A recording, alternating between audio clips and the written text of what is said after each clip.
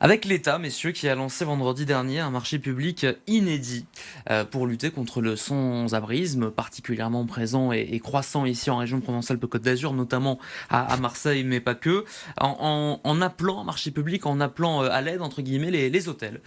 C'est une main tendue inédite, je vous le disais. L'objectif est de mobiliser là un certain nombre d'hôteliers et de chambres, évidemment, pour assurer l'hébergement des personnes sans domicile fixe, en offrant des garanties aux professionnels du secteur. C'est un peu un modèle gagnant-gagnant, si vous voulez, que l'État propose. Le marché public est ouvert depuis le 20 février. Ça va durer jusqu'au 30 mars. Il y a une consultation. Ça se passe sur marché-public au pluriel .gouv.fr. C'est une belle initiative, Hervé Vaudois. Je le disais, c'est inédit, ça. Ce qui peut permettre de sortir au moins provisoirement des gens de la rue, surtout en période hivernale, ce qui est plus tout à fait le cas. Enfin, là, on va de mieux en mieux vers les beaux jours, mais moi, ça me paraît positif. Voilà, tout ce qui peut sortir les gens de la rue. Maintenant, c'est des solutions transitoires. C'est un peu cotère sur une jambe de bois. Ça résout pas le problème du mal logement, du manque de disponibilité de logements accessibles. Et c'est un problème qui touche Marseille, le sud, mais l'ensemble du pays. On le voit bien. Voilà. Après, il y a la gauche va vous dire qu'il y a d'autres solutions que de solliciter les hôteliers et de dépenser beaucoup d'argent, qu'on peut réquisitionner les locaux vides qui seraient encore très nombreux à Marseille. Voilà, aujourd'hui, il y a peu de municipalités qui ont osé et peu de préfets qui ont osé recourir à cette solution-là.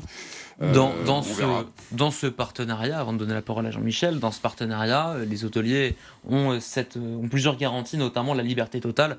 Chaque hôtel décide du nombre de chambres qu'il alloue au dispositif. Il garde le contrôle, évidemment, pour pas avoir son économie aussi impactée, au-delà du geste socialement louable, j'ai envie de dire, pour les hôteliers qui jouent le jeu, Jean-Michel Verne. Est-ce qu'il ne faut pas y voir là une faillite des services publics qui en appellent à des structures privées pour dire nous on n'a pas les solutions à court terme en attendant aller à l'hôtel? C'est surtout quelque chose qui témoigne de l'état de délabrement social d'une ville. Il ne faut pas oublier qu'à Marseille, on a un quart de la population qui vit en dessous du seuil de pauvreté. Qu'on compte le quartier le plus pauvre d'Europe avec Saint-Bon. Le troisième plus pauvre d'Europe, c'est la Belle de Mai. Il y a quelques années, on disait que le plus riche de France, c'était le 8e arrondissement. Donc c'est une ville de fracture sociale complète, où il y a des gens très riches et des gens très pauvres.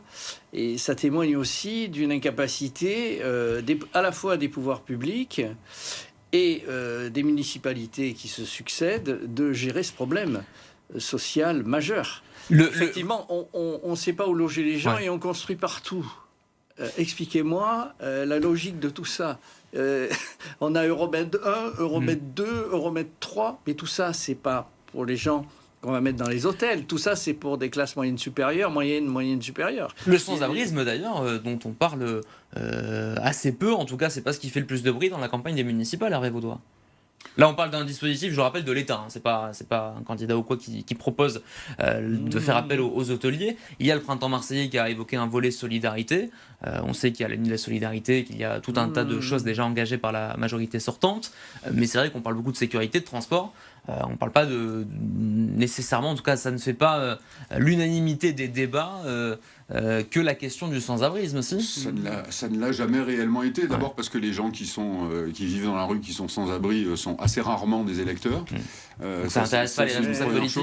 Voilà. Ensuite, c'est pour parler vulgairement, c'est un peu un bâton merdeux cette affaire. C'est-à-dire les pouvoirs publics municipaux n'ont pas toute l'attitude de gérer ce problème. Quand bien même ils le feraient sur le plan politique, il n'est pas certain qu'ils en tirent un grand avantage. Donc ça fait partie des sujets qu'on aime bien mettre, surtout en période de campagne électorale, qu'on aime bien mettre un peu sous le tapis. Voilà, il n'y a que les associations qui s'occupent de personnes sans abri qui tirent régulièrement la sonnette d'alarme, y compris dans les périodes de campagne municipale, mais avec un retentissement pas très important. D'autant qu'on n'a pas vécu un hiver particulièrement rigoureux. Il n'y a pas eu de drame dans la rue avec des personnes sans abri. Donc la sensibilité à cette question-là, elle me paraît pas très élevée dans une campagne municipale. On peut le regretter, mais c'est malheureusement la réalité.